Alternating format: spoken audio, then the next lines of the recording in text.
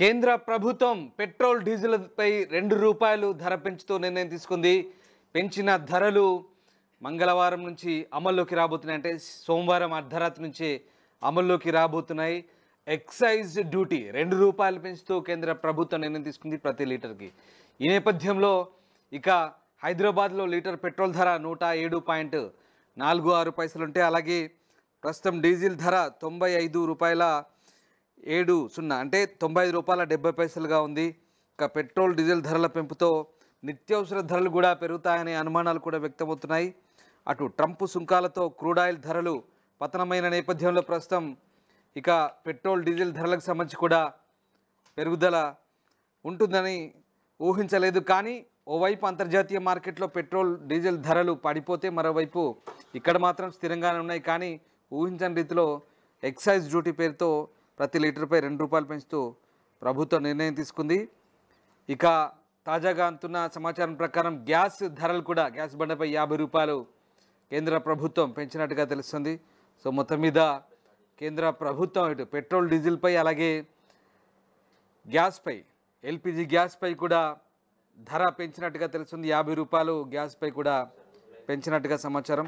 మొత్తం మీద ఇటు కేంద్ర ప్రభుత్వం అయితే ఇటు పెట్రోల్ డీజిల్తో పాటు అటు గ్యాస్పై కూడా ధరలు పెంచడంతో ఒక్కసారిగా మరి నిత్యావసర సరుకుల ధరలు కూడా పెరుగుతాయనే అనుమానాలు కూడా వ్యక్తమవుతున్న నేపథ్యంలో ఏం జరగబోతుంది, అలాగే నిత్యావసర సరుకుల ధరలు కూడా పెరుగుతాయనే ఊహాగానాల నేపథ్యంలో ఒక్కసారిగా మార్కెట్లో ఎలాంటి చర్చ జరుగుతుంది మాట్లాడదాం.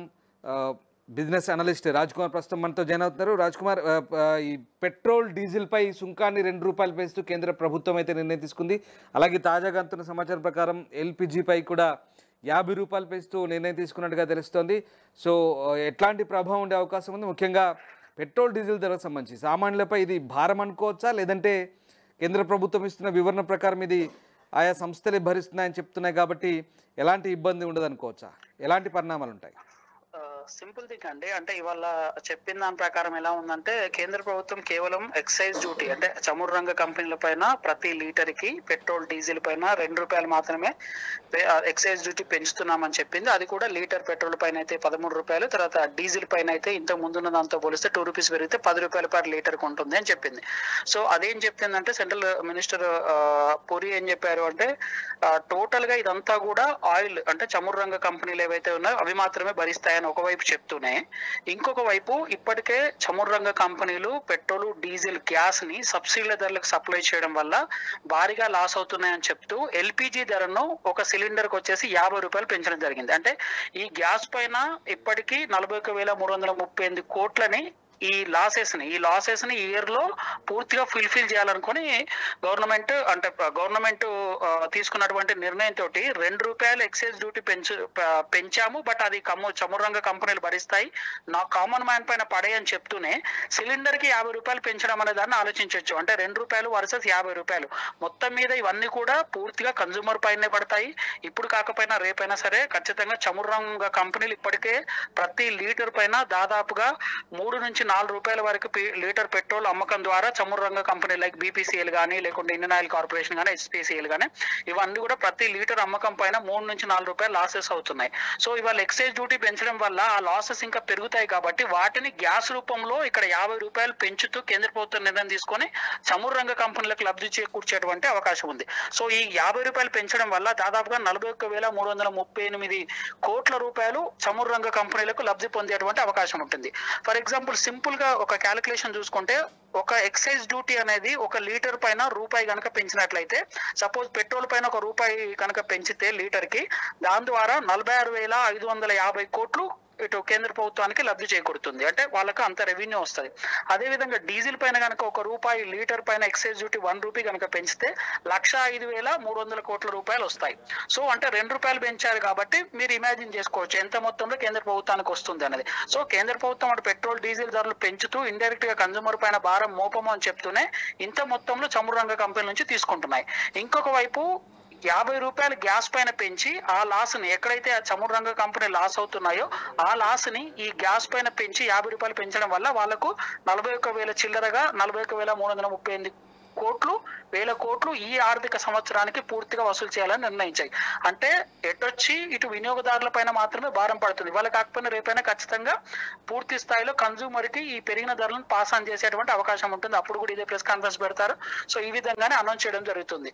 సో ఒక పెట్రోల్ డీజిల్ ధరలు పెరిగినా, గ్యాస్ ధరలు పెరిగినా అంటిల్ అండ్ అల్టిమేట్ గా అంటే చివరికి సఫర్ అయ్యేది మాత్రం కన్జ్యూమర్ అని చెప్పొచ్చు. పెట్రోల్ డీజిల్ ధరలు కనుక కాస్త పెరిగినా సరే అది ట్రాన్స్పోర్టేషన్ మీద పడుతుంది. ఆ ట్రాన్స్పోర్టేషన్ చేసే వెహికల్స్ అంటే నిత్యావసరాలు ట్రాన్స్పోర్టేషన్ చేసే వెహికల్స్ డీజిల్ పెట్రోల్ వాడతాయి కాబట్టి వాటి మీద పడుతుంది. ఆటోమేటిక్ గా కూరగాయల ధరల మీద పడుతుంది.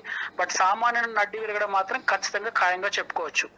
అంటే ఇక్కడ మనం ఒక ఆశ్చర్యకరమైన విషయం ఏంటంటే అంతర్జాతీయంగా చాలా 3-4 ఏళ్ల తర్వాత కనిష్ట స్థాయికి పడిపోయినాయి చమురు ధరలు. కానీ ఇండియాలో మాత్రం స్థిరంగా ఉన్నాయి ఇప్పటివరకు అయితే. కానీ అనుకోని విధంగా మరి ధరల పెంపుకు సంబంధించి ఏ రకంగా అర్థం చేసుకోవాలి మనం దీన్ని? జనరల్ గా 2017లో జూన్ 16న అంటే అప్పుడు తరచూ 2 నెలలకి 3 నెలలకి పెట్రోల్ డీజిల్ ధరలు ఇష్టానుసారంగా పెరుగుతున్నాయని, తర్వాత ప్రభుత్వం మీద దుమ్మెత్తి పోసినటువంటి రోజులు ఉండేవి. ప్రతిసారి స్ట్రైకులు, గొడవలు జరుగుతుండేవి అనమాట. సో 2017లో ఒక నిర్ణయానికి వచ్చారు. అంటే అంతర్జాతీయంగా చమురు ధరలు ఏ విధంగా ఉంటాయి, పెరిగినప్పుడు పెంచడం, తగ్గినప్పుడు తగ్గించడం. అంటే ఓవరాల్ గా అంతర్జాతీయంగా ఇష్టానుసారంగా పెంచారు కాబట్టి ఒక నియంత్రణ అనేది ఉంటుంది అన్నటువంటి ఉద్దేశంతో 2017లో పూర్తి స్థాయిగా పెట్రోల్ డీజిల్ పైన ఒక నియంత్రణ అనేది పెట్టడం జరిగింది. సో దాని ప్రకారం అంతర్జాతీయంగా పెరిగినప్పుడు పెంచుతామని చెప్తున్నారు. బట్ అన్ఫార్చునేట్ థింగ్ ఏంటంటే అంతర్జాతీయంగా మీరు అన్నట్టు అంతర్జాతీయంగా బ్యారెల్ ముడి చమురు ధర వచ్చేసి ఓవరాల్ గా మొత్తం టోటల్ వరల్డ్ వైజ్ గా ఉండే బ్యారెల్ ముడి చమురుల ధర వచ్చేసి దాదాపుగా $63. డాలర్ వచ్చేసి $63 ఉంది. ఒక బ్యారెల్ వచ్చేసి $63 ఉంది. సో మనం ఇంపోర్ట్ చేసుకునేటువంటి బ్యారెల్ ధర వచ్చేసి $69.94 డాలర్ ఉందన్నమాట. సో ఇది ఆల్మోస్ట్ అంటే ఇంతకు ముందు ఇప్పుడు వీళ్ళు చెప్పినట్టు కేంద్ర ప్రభుత్వమే చెప్పినట్టు $75 దగ్గర ఉండేటువంటి ధర ప్రకారం చూస్తేనే ఇవాళ పెట్రోల్ ధర ఇంత ఉంది.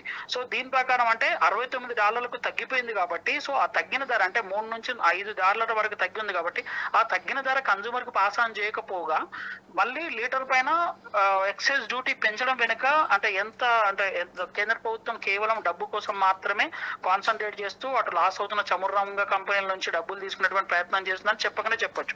ఇంటర్నేషనల్ తగ్గినప్పుడు ఆటోమేటిక్ గా తగ్గాలి. బట్ తగ్గలేదు అంటే ఇంకా ప్రజలు ఆలోచించాల్సిన అవసరం ఉంటుంది వీటిపైన. రైట్. అంటే ఇప్పుడు ఈ రకంగా మనకి ఇక్కడ ఇటు పెట్రోల్ డీజిల్పై ఈ భారాన్ని, ఈ లోటును పూడ్చుకునేందుకు గ్యాస్పై భారం పెంచి ఆ రకంగా సామాన్యుపై ఇది భారంగానే మీరు చెప్తున్న ప్రకారం భావిస్తే కనుక అట్ ద సేమ్ టైం వీటి ఇంపాక్ట్ మరి దీనిపై ఆధారపడ్డటువంటి అంటే మీరు చెప్తున్నట్టుగా రవాణా ఇవన్నీ వ్యయం ఇవన్నీ కలుపుకొని ఈ ఓవరాల్ కాస్ట్ ఆఫ్ ఇదంతా కూడా సామాన్యులపై పడే అవకాశం ఉందా? నిత్య జీవితం, నిత్యావసరాలపై కూడా దీని ఎఫెక్ట్ ఉండే అవకాశం ఉందంటారా? ఖచ్చితంగా పడుతుంది. అంటే చివరికి మీరు చూడండి, అంటే ఒకవైపు పెట్రోల్ డీజిల్ ధరలకు సంబంధించినటువంటి అనౌన్స్మెంట్ జరిగి కొన్ని నిమిషాలు కాకముందే ఇటు డీజిల్ ధరలు పెంచామని చెప్తున్నారు. మీన్ వైల్ ఆ మధ్యలోనే ఈ పెరిగిన ధరలన్నీ కూడా కేంద్ర ప్రభుత్వమే అంటే కేంద్ర ప్రభుత్వం మీన్స్ నథింగ్ బట్ చమురు రంగ కంపెనీలు, ప్రభుత్వ చమురు రంగ కంపెనీలు భరిస్తాయని ఒక న్యూస్ చెప్తూనే వెంటనే ప్రెస్ కాన్ఫరెన్స్ లో చెప్పారు ఆల్మోస్ట్ సిలిండర్ పైన అంటే ఒక సిలిండర్ పైన దాదాపుగా $50 పెంచుతున్నట్టుగా సెంట్రల్ మినిస్టర్ అనౌన్స్ చేయడం జరిగింది. అది కూడా ఉజ్వల పథకం, కేంద్ర ప్రభుత్వం ఏదైతే ప్రతిష్టాత్మకంగా చేపట్టినటువంటి పేదవారికి ఇచ్చేటువంటి ఉజ్వల పథకం కింద ఇచ్చేటువంటి సిలిండర్ల పైన కూడా పెంచారు.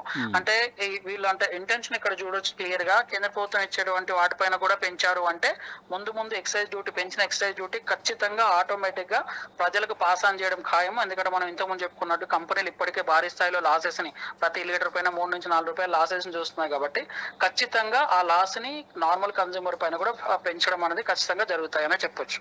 అంటే ఇది ఎటొచ్చి చమురు కంపెనీల కోణంలోనే కేంద్ర ప్రభుత్వం ఈ ఆలోచన చేసింది అనుకోవచ్చా ఓవరాల్ గా? ఖచ్చితంగా అంటే చమురు కంపెనీల లాసెస్ మేకింగ్ చాలా హెవీ ఉంది. సో బికాస్ ఆఫ్ అంటే కేంద్ర అంటే ఏ ప్రభుత్వం వచ్చినా సరే సెంట్రల్ లో వాళ్ళ సబ్సిడీ రూపంలో ప్రజలకు ఇస్తామని చెప్తున్నటువంటి దానిపైన అప్పటికే చమురు రంగ కంపెనీలు హ్యూజ్ లాసెస్ ని ముట్టగట్టుకొని ఉన్నటువంటి పరిస్థితి కనబడుతుంది. ఇటువంటి టైంలో కేంద్ర ప్రభుత్వం తీసుకున్న నిర్ణయం చమురు రంగ కంపెనీలకి కొంత తాత్కాలిక ఉపశమనం మాత్రమే ఇస్తాయి తప్ప సో ఆ తర్వాత సబ్సిక్వెంట్ గా మళ్ళీ పెంచడం అనేది జరుగుతుంది. ఎందుకంటే ఇప్పుడు అన్సర్టినిటీ ఉంది ప్రపంచవ్యాప్తంగా కాబట్టి కొంత క్రూడ్ తలకిందులు అవుతుంది. ధరల ప్రైస్ కంపారిజన్ అనేది కూడా కొంచెం ఎగుడు దిగుడు అవుతున్నటువంటి పరిస్థితి ఉంది. వన్స్ ఒకవేళ అన్సర్టినిటీ కనుక వరల్డ్ వైజ్ గా సెటిల్ అవుతే ఆటోమేటిక్ గా మళ్ళీ క్రూడ్ ప్రైస్ పెరుగుతుంది, మళ్ళీ చమురు రంగ కంపెనీలకు లాసెస్ అవుతాయి. ఆటోమేటిక్ గా ఆ పెరిగిన ధరలని ఖచ్చితంగా కన్జ్యూమర్ పైన పాస్ ఆన్ చేసేటువంటి అవకాశం ఉంది. Yeah exactly. Yes sir, thank you very much Raj Kumar, thanks for joining with us. అది సో మొత్తం మీద కేంద్ర ప్రభుత్వం పెట్రోల్ డీజిల్ పై $2 ఎక్సైజ్ డ్యూటీ పెంచింది. కానీ ఈ భారాన్ని చమురు సంస్థలే భరిస్తాయని చెప్తుంది. కానీ ఇక మరోవైపు గ్యాస్పై ఎల్పిజి గ్యాస్పై 50 రూపాయలు పెంచుతూ ఆ భారాన్ని తిరిగి ప్రజలపైనే మోపే ప్రయత్నం చేస్తుంది. ముఖ్యంగా సాధారణ ప్రజానికానికి ఈ భారం అని చెప్పాలి. ఎక్సైజ్ డ్యూటీ పేరుతో అటు చమురు కంపెనీలకు వడ్డిస్తున్నామని చెప్తూనే ఇటు గ్యాస్ పేరుతో తిరిగి మళ్ళీ ఆ లాభాలను అటువైపు మళ్లించేలా ప్రయత్నం చేస్తుందనే అభిప్రాయాలు అయితే వ్యక్తమవుతున్నాయి. సో ఏదేమైనప్పటికీ కూడా భవిష్యత్తులో మళ్ళీ ఈ పెరిగిన ధరలు తిరిగి మళ్ళీ ప్రజల వైపే మళ్లించే అవకాశం కూడా లేకపోలేదనే వాదనలు కూడా వినిపిస్తున్నాయి. సో ఇవన్నీ కూడా ఇటు డీజిల్, పెట్రోల్, అలాగే గ్యాస్ ధరలు, వీటికి సంబంధించిన రవాణా వ్యయం, తర్వాత వీటికి సంబంధించిన ఇతరత్ర ఖర్చులన్నీ కూడా తిరిగి వేరే రూపంలో సామాన్య ప్రజలపై నిత్యావసరాల సరుకులపై పడే అవకాశం ఉందని కూడా వాదనలు వినిపిస్తున్నాయి. సో మొత్తం మీద కేంద్ర ప్రభుత్వం తీసుకున్న షాకింగ్ నిర్ణయాలతో కొంత ప్రజలైతే ఆందోళనకు గురవుతున్నారు. ప్రపంచంలో ఏ మూల ఏ క్షణం ఏం జరుగుతుందో వేగంగా తెలుసుకోవడానికి తొలి వెలుగు వాట్సాప్ ఛానల్ని ఫాలో చేయండి.